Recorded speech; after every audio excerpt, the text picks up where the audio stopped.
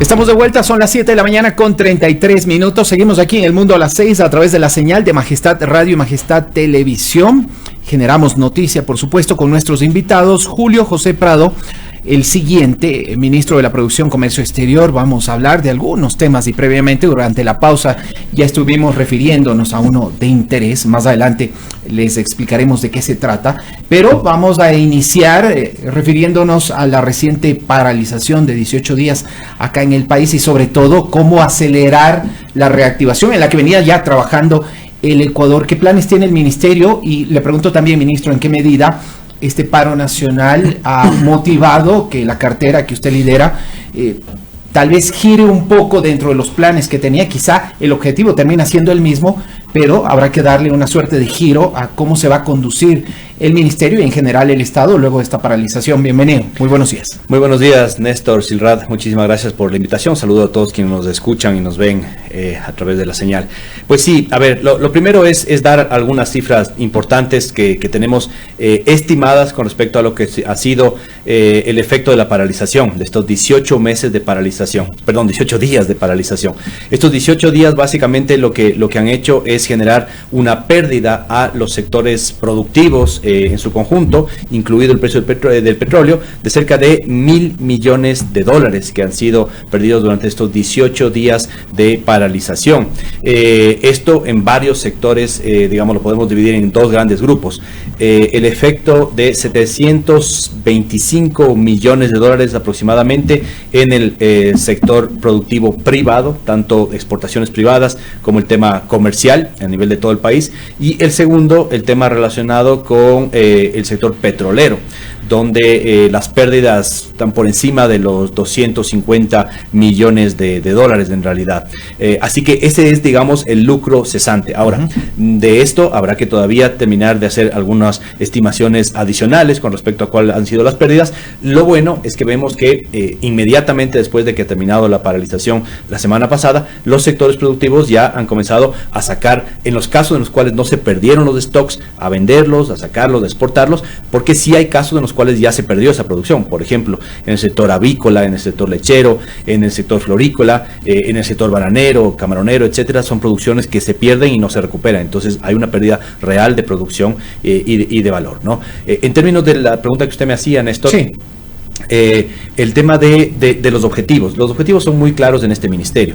Poder generar más oportunidades, una agenda de competitividad muy ambiciosa para generar que las empresas exportadoras, productoras, la manufactura, la industria local pueda vender más a nivel local y vender mejor, con menores costos, más oportunidades a nivel internacional, atracción de inversiones y demás. Esa agenda, evidentemente, a la luz de lo que ha sucedido con la paralización y las demandas sociales, tiene, ¿no es cierto?, que volcar su mirada también hacia el agro, hacia el campo, hacia la ruralidad, y eso lo vamos a ir haciendo, ¿no es cierto? Pero en términos de líneas generales, el abrirle la economía con más acuerdos comerciales, más inversiones, más productividad, más empresarialidad, es lo que tenemos que seguir. Y en esa agenda hacia el campo y el agro, la ruralidad, como lo ha dicho el presidente de la República hace 2 días, ¿qué hacer? ¿Cómo hacerlo?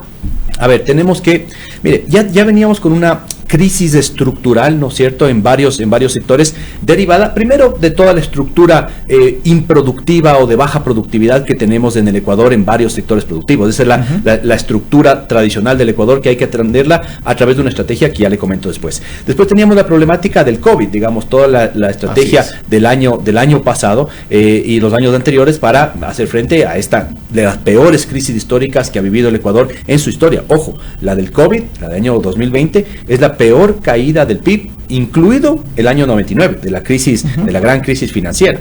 Entonces, y ahora tenemos una tercera crisis, que es la crisis coyuntural por el paro. Estos 1.000 millones tienen que recuperarse de alguna forma. En lo inmediato, en las recuperaciones relacionadas al paro, hay muchas empresas que no van a poder pagar sus nóminas, que no van a poder, por ejemplo, pagar sus impuestos en forma adecuada.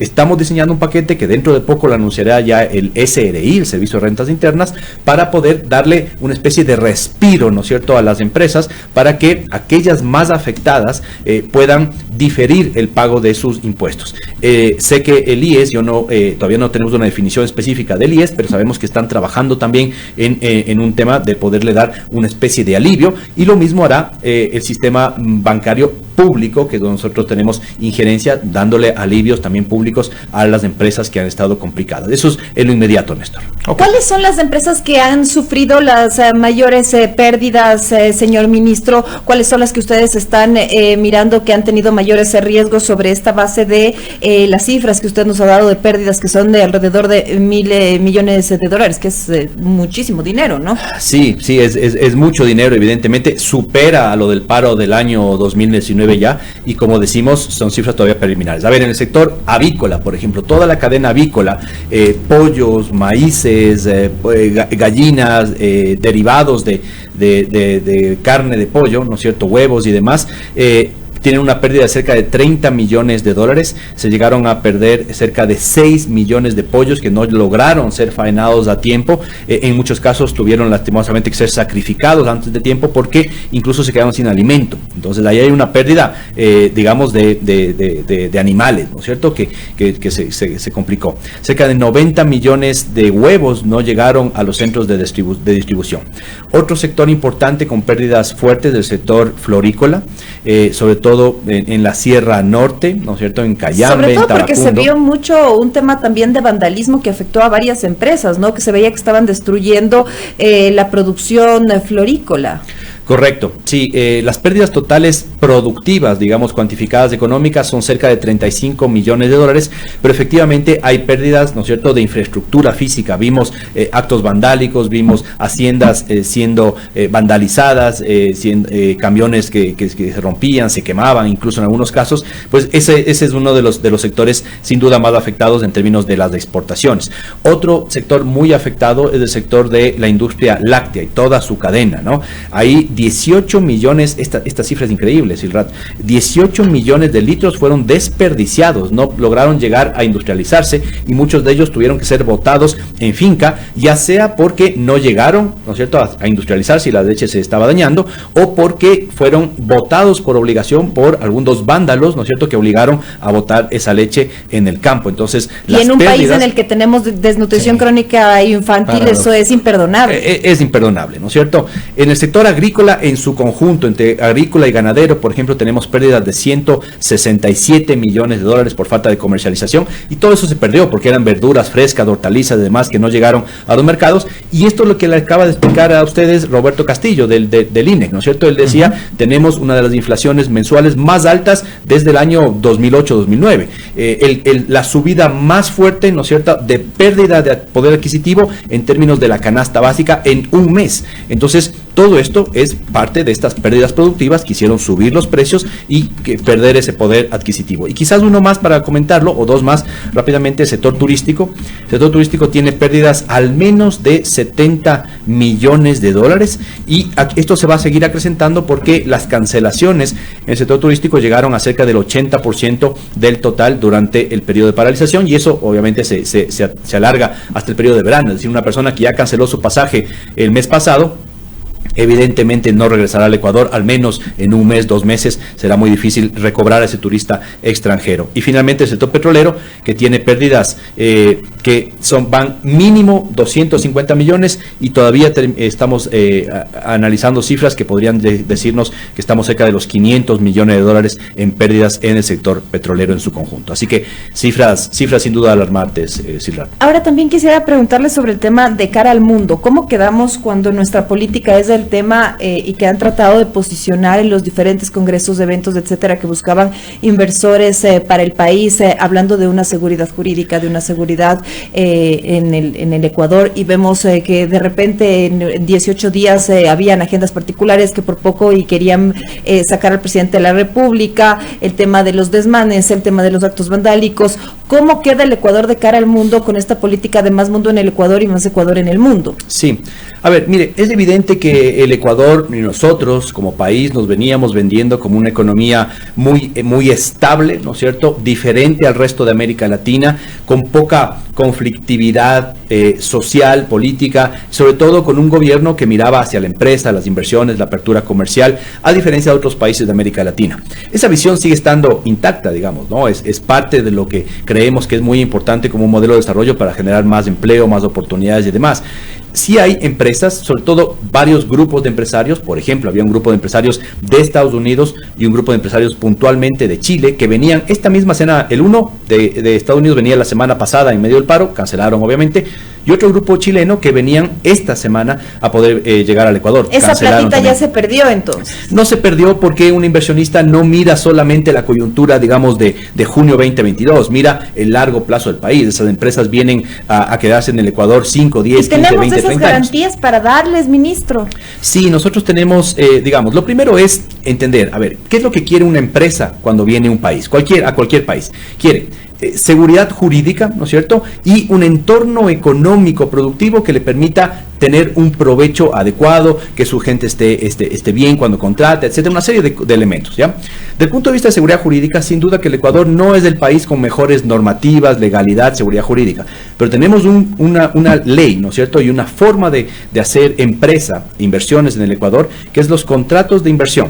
Y Silrat, estos son los 5.000 millones de dólares que hemos anunciado durante el último año que se han generado ya en el Ecuador.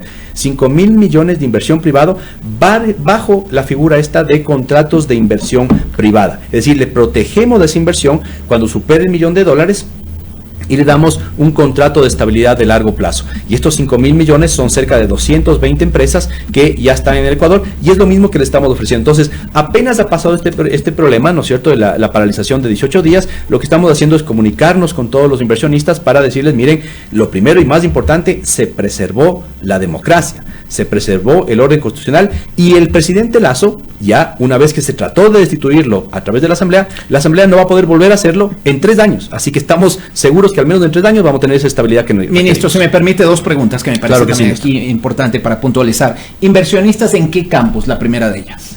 A ver, inversionistas, por ejemplo, hay internacionales se refieren, ¿no es cierto? Sí. Los que quedaron pendientes y que hay que retomar. Sí, sobre todo los internacionales. Están muy enfocados en temas de energía renovable. Okay. El Ecuador puede convertirse en un hub de energía solar, energía eólica y energía geotérmica. En esas 3 hay un alto potencial, no solo potencial, sino que hay empresas que ya están invirtiendo en nuestro país. Hay 3 empresas europeas, ¿no es cierto?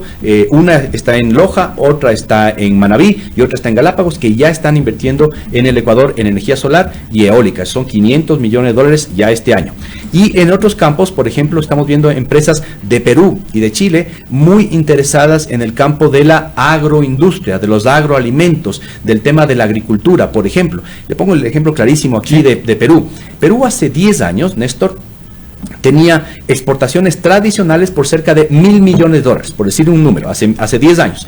Hoy por hoy, $9.000 millones representan 4 productos que hace 10 años no existían: el aguacate, el arándano, los espárragos y por ahí uno más, ¿no es cierto? Las alcachofas, me parece que era. Entonces, entre esos 4 productos se representan hoy $8.000 millones y los empresarios que generaron esa revolución en Perú hace 10 años están viniendo al Ecuador para invertir en esos productos. Ministro, en esa misma línea, ¿se pueden generar oportunidades adicionales para nuestro país considerando el nerviosismo que existe al día de hoy en el mercado colombiano? Y le pregunto esto también porque el día de ayer el dólar alcanzó su punto más alto en Colombia y todo esto se ha dicho, por lo menos públicamente, que está relacionado con la llegada del próximo gobierno y el giro que se prevé que dé con la nueva administración de Gustavo Petro.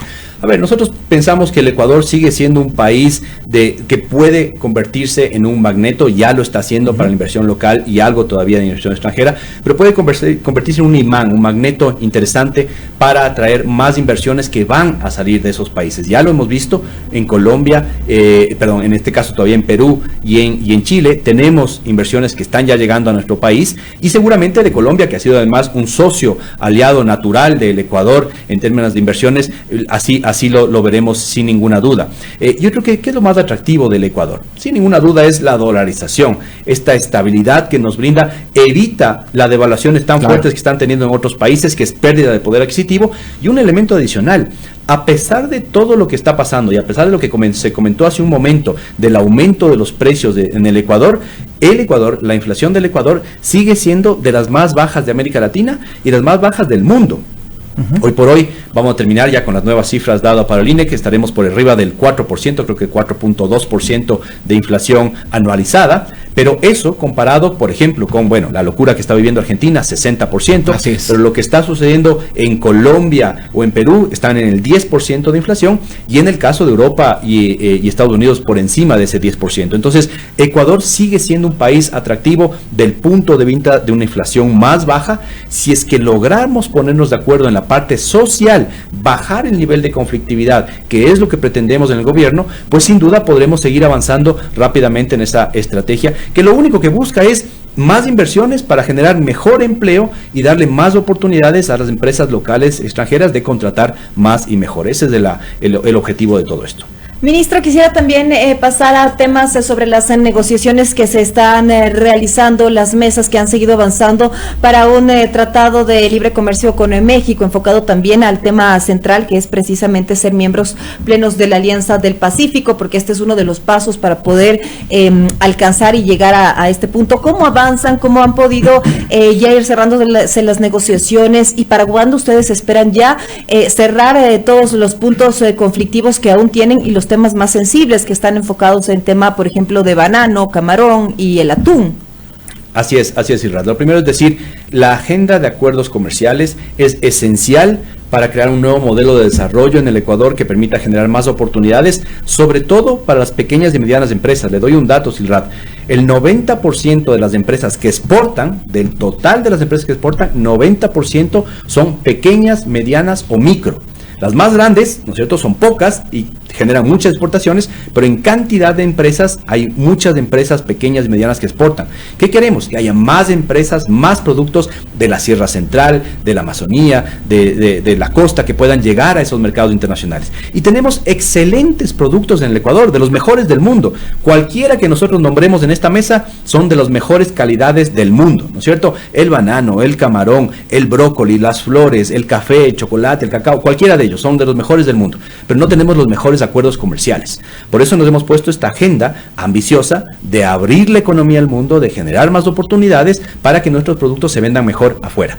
En esa línea, México está prácticamente cerrado ese acuerdo comercial, salvo, ¿no es cierto?, un 1% que nos falta negociar. Ese 1% son los productos que usted ha mencionado, que es el camarón y el banano.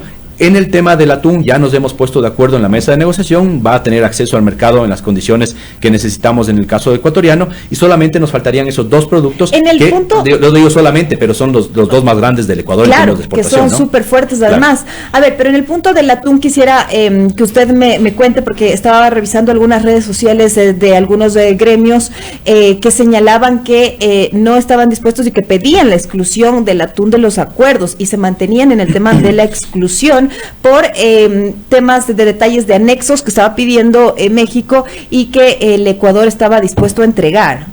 A ver, sí, esta posición, digamos, del sector privado ecuatoriano se dio como respuesta a una posición muy intransigente de algunos sectores privados mexicanos que pidieron que sean excluidos de la negociación el banano, el camarón y el atún. Entonces, claro, la reacción del Ecuador también fue decir, bueno, si ustedes nos van a excluir, yo también me excluyo y no quiero que me topen ese tema. Ya hemos pasado, esto fue hace cerca de un mes, nos volvimos a sentar en la mesa con el equipo negociador mexicano y ecuatoriano y hemos dicho, nada está excluido. Volvamos a la mesa y volvemos a sentarnos para ver cuál es el mejor interés de los dos países sobre estos temas. En el caso del atún específicamente, lo que pedía el sector privado mexicano es que Ecuador le entregue información específica de cuáles son los lugares puntuales donde el Ecuador pesca, no dentro del mar territorial, sino a nivel internacional incluso. Es decir, esa es información reservada de cada uno de los pesqueros, ¿no es cierto? Es información estratégica que no le entregamos, ¿no es cierto?, ni siquiera nosotros a la FAO, a Naciones Unidas o a quienes nos requieren en este tema, porque es información reservada que no tiene ningún uso, digamos, ambiental ambiental o práctico o de trazabilidad. Entonces hemos dicho, esa información no la podemos entregar, es información estratégica y no lo vamos a hacer. México ha acordado eso y seguiremos avanzando con el resto de puntos. Y en el caso de banano y de camarón, lo que nos falta es la respuesta de México con respecto al que nosotros pedimos en la Cumbre de las Américas presencialmente. Ahí el presidente Lasso lo hizo al delegado del presidente López Obrador y le dijo, necesitamos acceso a mercado. ¿Cómo y cuándo nos pondremos de acuerdo después? Pero necesitamos acceso a mercado. Ministro, y en este punto también, por ejemplo, se hablaba y esto con los sectores pesqueros, no sé si ya se pusieron de acuerdo, pero ellos hablaban de un tema de la pesca sostenible, que definitivamente con México como que no iba a existir esto, y ahí hay un problema de una tarjeta amarilla, que se necesita que por parte de la Unión Europea nos quiten esta tarjeta amarilla y que podamos para precisamente exportar más. ¿Cómo está este tema? A ver, sí, no, ese es un error de interpretación en términos de la tarjeta amarilla. Le cuento rápidamente de qué se trata.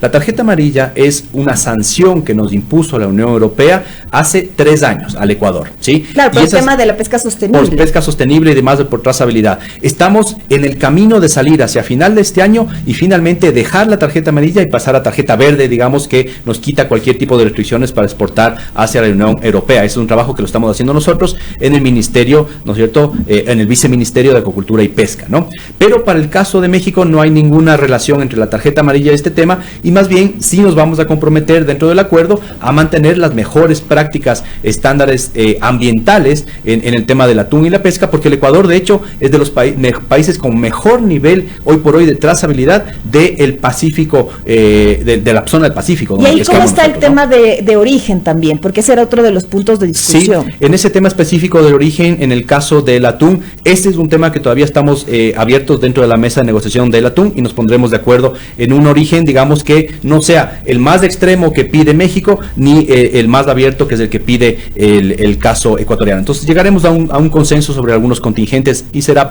pasado ese tema. Ministro, tratemos de avanzar un poquito. ¿Qué pasa con China y con Corea del Sur? Entiendo que las negociaciones con Corea del Sur han sido las más complejas, ¿no? A ver, tenemos 3 acuerdos en marcha, bueno, 4 hoy total, con el que acabamos de hablar de México, ¿no es cierto? Los otros 3, Corea, China y Costa Rica. Esos son los 3 que durante esta segunda parte del año vamos a estar negociando. En el caso de Corea, el equipo negociador ecuatoriano ya está yendo hacia allá para negociar presencialmente. Una parte del equipo estará ya presencial, la otra parte estará aquí en el Ecuador de forma híbrida o virtual, ¿no? Con Corea del Sur es un acuerdo amplio, ¿no es cierto?, un acuerdo grande, similar al que hemos venido negociando con México. Había un avance muy pequeñito en realidad cuando se dejó ese acuerdo comercial insubsistente hace cerca de 6-7 años en los gobiernos anteriores, y ahora estamos retornando casi desde cero.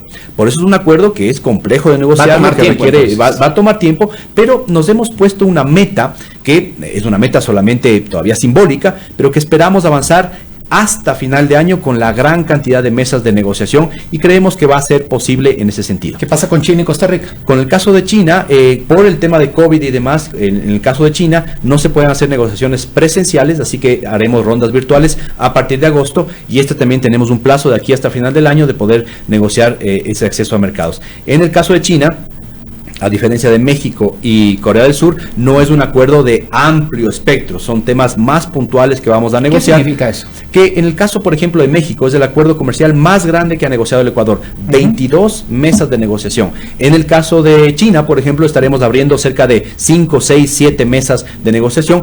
Acceso a mercados, temas de propiedad intelectual, temas de compras públicas, etcétera, algunos temas relacionados a lo que nos interesa más a los 2 países. ¿Por qué? Porque China es tan grande el acuerdo comercial que si no podríamos avanzar, y evidentemente, y es un tema muy importante, Néstor, es que hay sensibilidades fuertes en el caso de China, ¿no es cierto?, industriales sobre todo, manufactureras. Las estamos revisando con cada uno de los sectores productivos a través de un mecanismo que hemos creado en este gobierno, que es el cuarto adjunto de negociación privada. Los privados participan, están informados, nos dan sus sensibilidades, y de esta forma podemos avanzar de la mejor forma posible. Y el último, Costa Rica, nada más, para cerrar. Y con Costa Rica lo que tenemos es un proceso en el cual ya nos hemos puesto de acuerdo. Costa Rica sí lo vamos a cerrar de aquí hasta final del año. Tenemos canastas que son similares en algunos productos, ¿no es cierto? Unas canastas muy similares en productos de exportación, por decir algún producto, la piña. Digamos, no hay un interés en abrir ese tipo de productos porque no tiene sentido vendernos entre los países, así que haremos un acuerdo comercial acotado, pero también que va a ser muy, muy interesante para los 2 países. Por ejemplo, importar desde Costa Rica productos de alta tecnología, productos médicos, productos chips, medicamentos y demás que se producen allá, va a ser muy interesante. Y exportarle a Costa Rica algunos productos manufactureros, industriales, acereros, textiles, así como algunos tipos de productos del campo, ¿no es cierto?, de la agroexportación, sin duda que va a ser muy interesante para nuestro país. Y en el camino, para el próximo año, estamos pensando en un acuerdo comercial con Canadá. Una delegación del Canadá está por llegar al país para podernos poner de acuerdo sobre esa hoja de ruta, pero eso será ya para el próximo año que iniciaremos ese acuerdo comercial. Para cerrar y solo la precisión, ¿cuándo plantean el tema de México, que es el primero? México depende de una respuesta formal ya de las autoridades mexicanas, en este caso ya a nivel presidencial, de cuál va a ser el acceso a mercado que podamos tener para el banano y el camarón. Como le digo, 99% avanzado, pero estas negociaciones, Silrat, no terminan hasta que todo termina.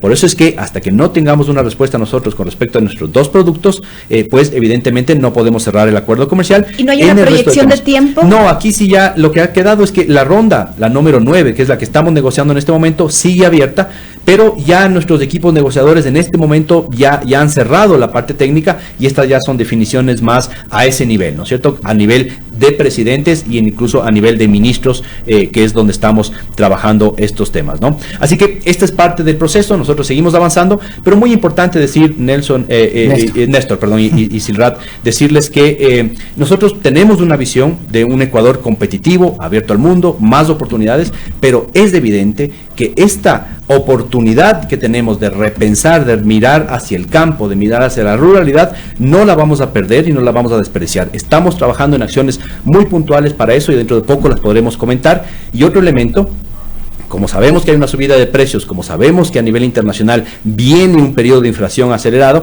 estamos trabajando en estos elementos, ¿no es cierto?, de bajar costos de producción, de poner a disposición del público unas canastas populares que van a tener costos más bajos, de poder trabajar en subsidios, por ejemplo, a la URI, etcétera, e incluso sacar nuevos productos financieros, que son lo que inmediatamente comenzará a ver la ciudadanía en las próximas semanas. Estamos trabajando en todos los niveles, digamos. Ministro, muchísimas gracias por su tiempo. Muchísimas gracias a ustedes. Julio José Prado, ministro de la Producción, Comercio Exterior, abordando algunos temas.